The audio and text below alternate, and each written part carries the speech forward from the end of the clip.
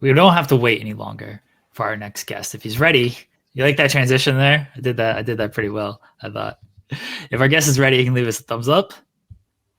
There we go. All right. Joining us now, he is going to compete in the JCW Jersey J-Cup this weekend. He's kind of at a disadvantage. He's in a 5-way match.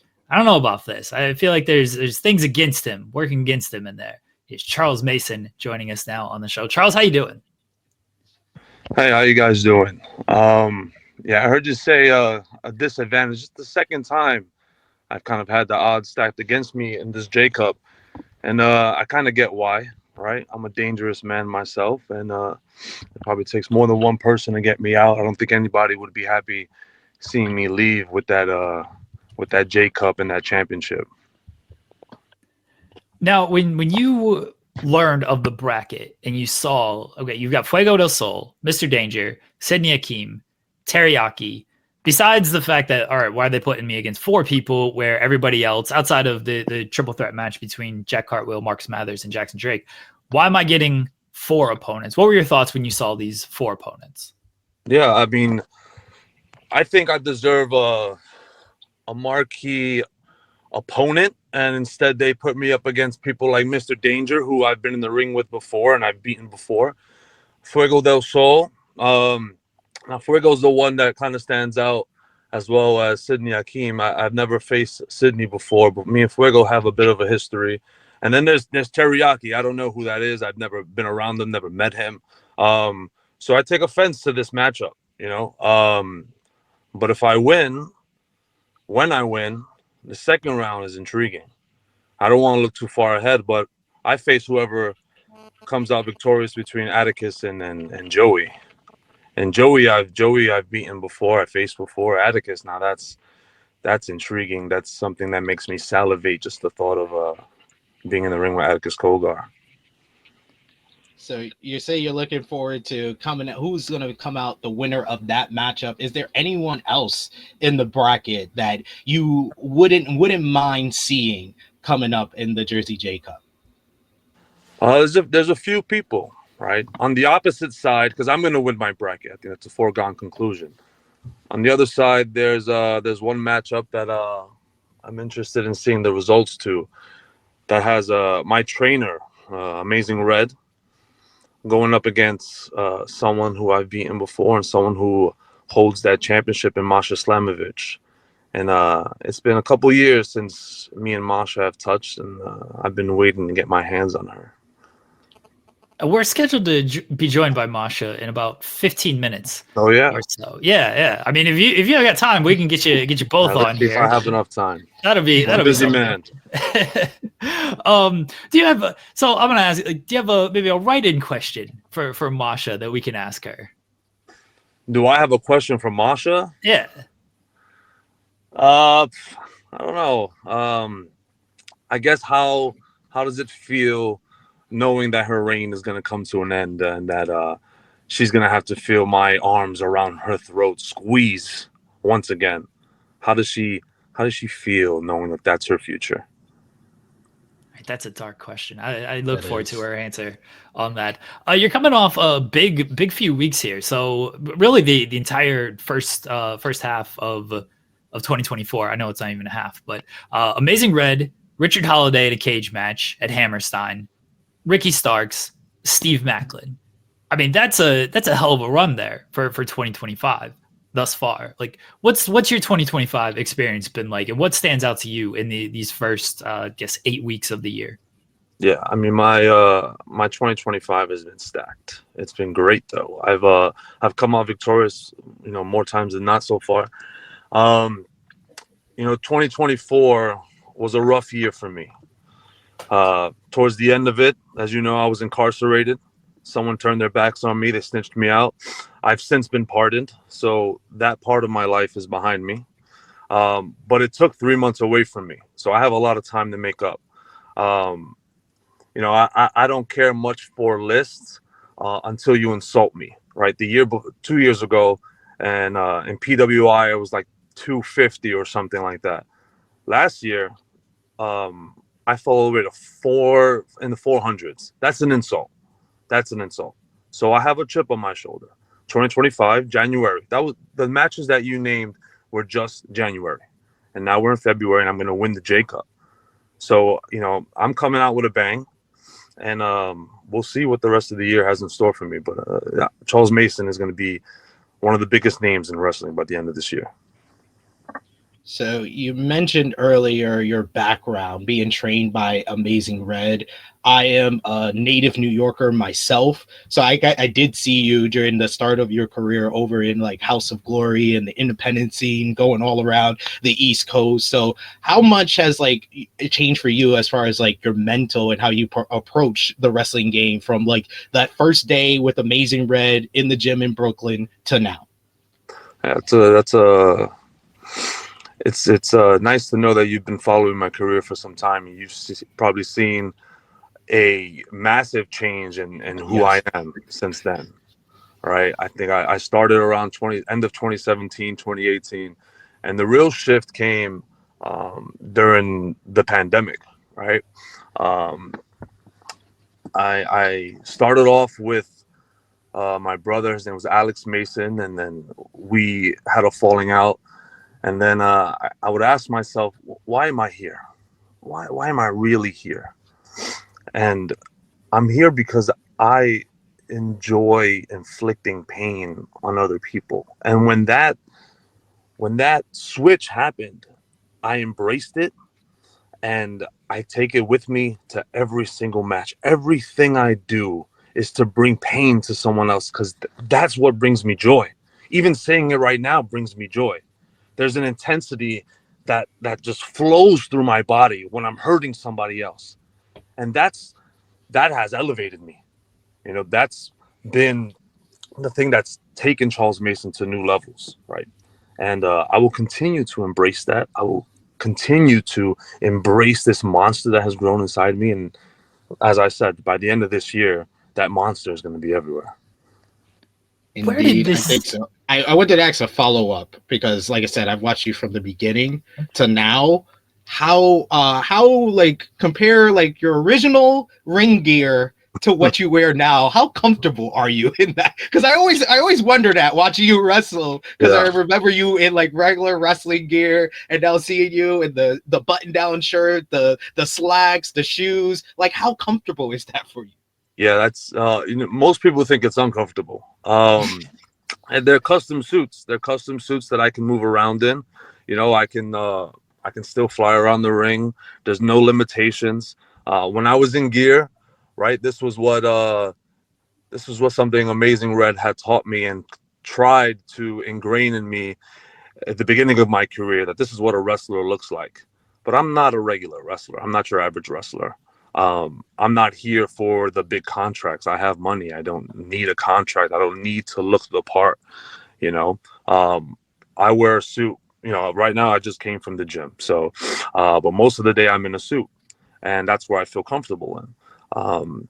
I think it's a bit more impressive, and it's a testament to my skill to show that I can keep up with people who have, trunks and tights and they need that to get around. And I'm in Chelsea boots in the ring, and I'm moving with the best of them. This on Saturday, I'm in the J-Cup. I'm going to be with 4 guys who are high flyers, and they run around, they jump off the ropes, and I can do all that stuff too. I gave a little teaser this week, but you're going to see I can do everything they can do. Where did this thirst for pain come from? Was this developed early, or did it grow later in your life and career? I would say it developed early in my life.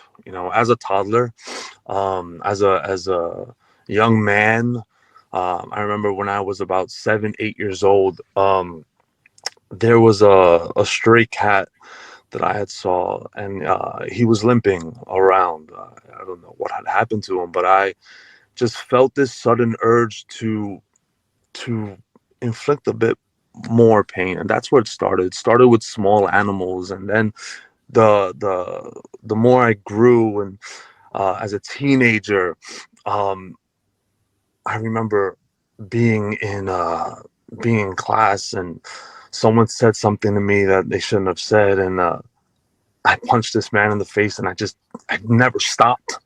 They had to rip me off, and I just couldn't stop. And it's grown over the years. It's grown, and I've, been able to harness this and put it towards professional wrestling. I do also in my extracurricular time, unleash these urges and desires also, but that's more for me to know and less for you to know, but I've been able to harness this, but it's always been there. It's always been there since the beginning. I wanted to ask, because you said earlier you've been betrayed by some of your close friends, and we mentioned that you faced Richard Holiday inside of a steel cage at the Hammerstein Ballroom. So, who is part of your inner circle now? Who are your closest friends in the business, coming off the heels of being betrayed by so many people? Yeah, I mean, it's if I'm being honest, it's really hard to trust anybody anymore. In early JCW, I had Slade and Bam Sullivan as my mercenaries, and Bam didn't have the stomach for what we were doing, and he turned on me, and I had Slade take care of him, and eventually I did also.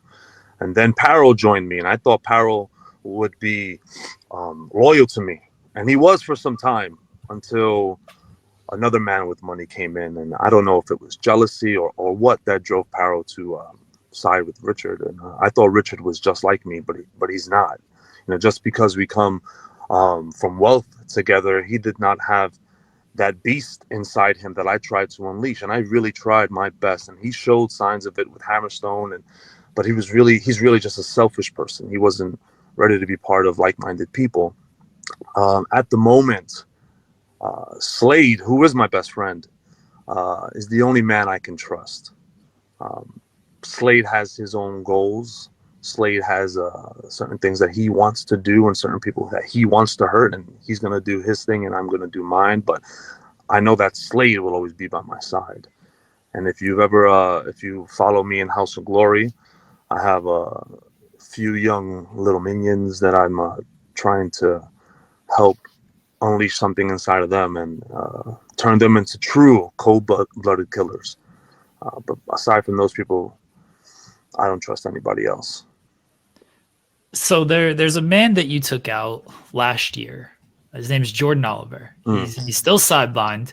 I don't know when he's supposed to be back, but are you got a lot of ops, you got a lot of enemies. Is Jordan Oliver a guy that you're watching your back from? And you lost the match, but I was there. I was in Toronto. You lost the match. Afterwards, you completely destroyed his knee. You even said you knew it right off the bat. You said, "Pretty sure I just tore your ACL. Good luck. Good luck recovering." Are you worried about Jordan Oliver and his return? And I don't want to ask what goes through your mind when that, because I'm pretty sure you've already answered that. But you knew very quickly that you tore this man's ACL. Yeah. Not only did I tear his ACL, I tore his meniscus as well. I'm not worried about Jordan Oliver. Jordan Oliver should be worried if he's ever gonna properly walk again, let alone wrestle. Jordan Oliver made the mistake of publicly saying what his ailments were, what was wrong with him, what was hurting him. And like a shark in blood-infested water, I'm going to attack. I'm going to smell blood in the water, and I'm going to feast. And that's what I did. And when I was wrenching that knee back, that leg back, I heard a pop. I heard a pop that I've heard before, but this one was a little different. And I don't think we're going to be seeing Jordan anytime soon. I'm sad to hear that. But I do appreciate how much you admire your own work and your lust for pain. So I wanted to ask you, because like I said, I'm a very native New Yorker. I was following the independent scene in the New York East Coast area through the late 2010s into the 2020s before the pandemic. And I think there's two people who are the best heels, the best evil people, the best dastardly people in pro wrestling on the indie scene. And it's you, and there's Darius Carter.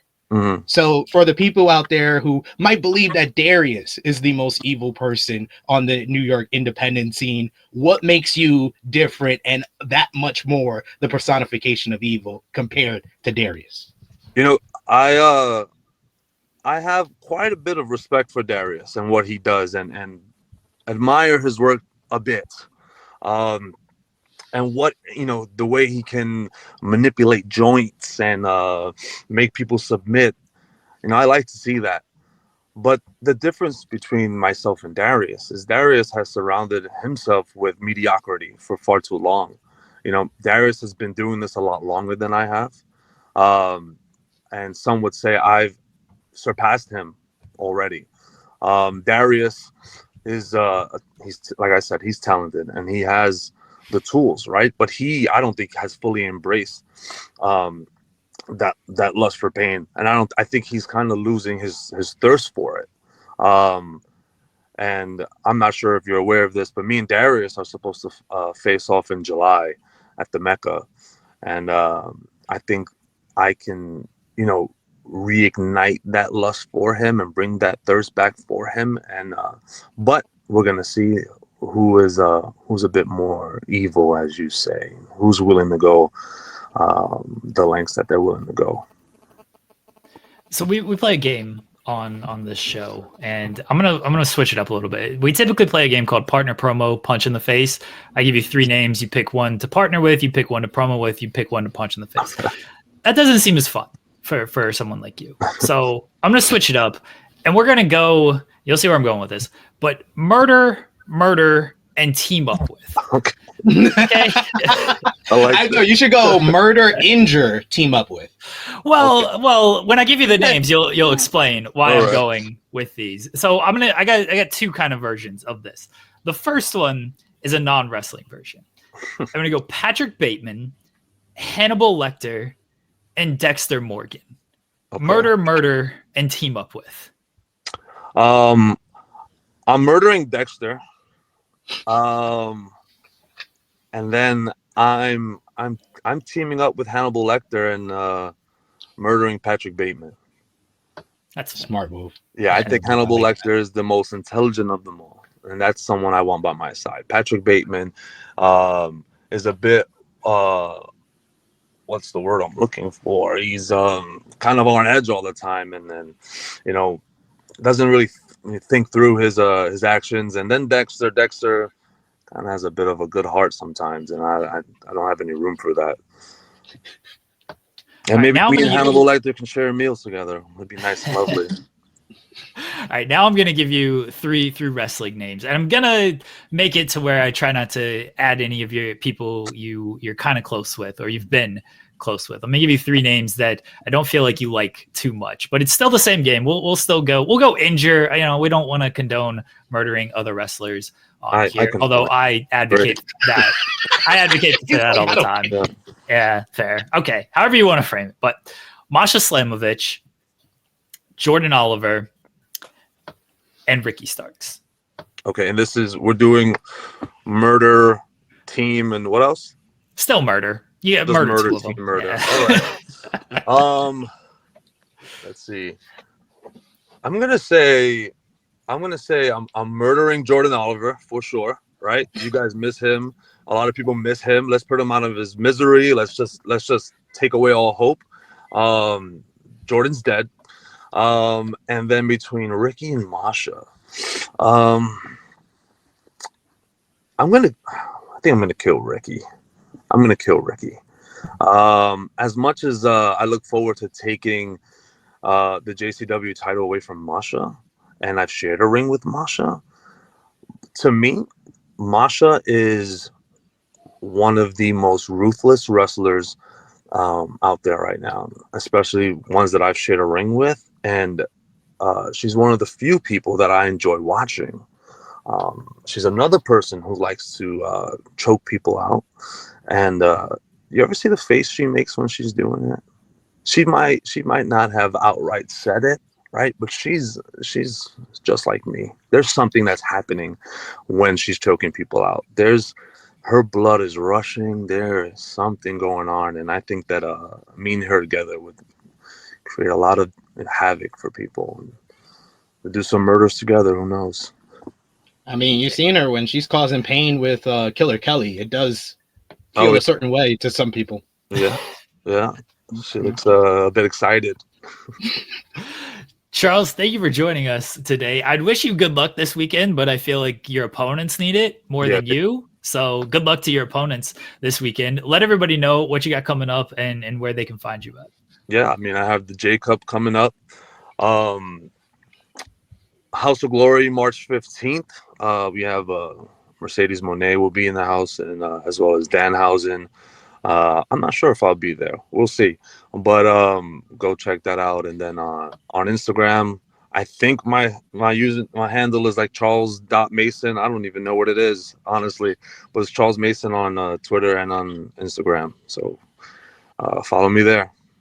Go. Thank you, Charles. We appreciate it. Everybody can watch the J-Cup this weekend, Saturday and Sunday. It is on Triller Plus. So sign up Triller Plus. You can watch it. You can watch Charles murder 4 other men and then murder. I don't know if you know this. Joey Janela, if you face him in the next round, I'm sorry to Joey. I'm going to kind of snitch on him here.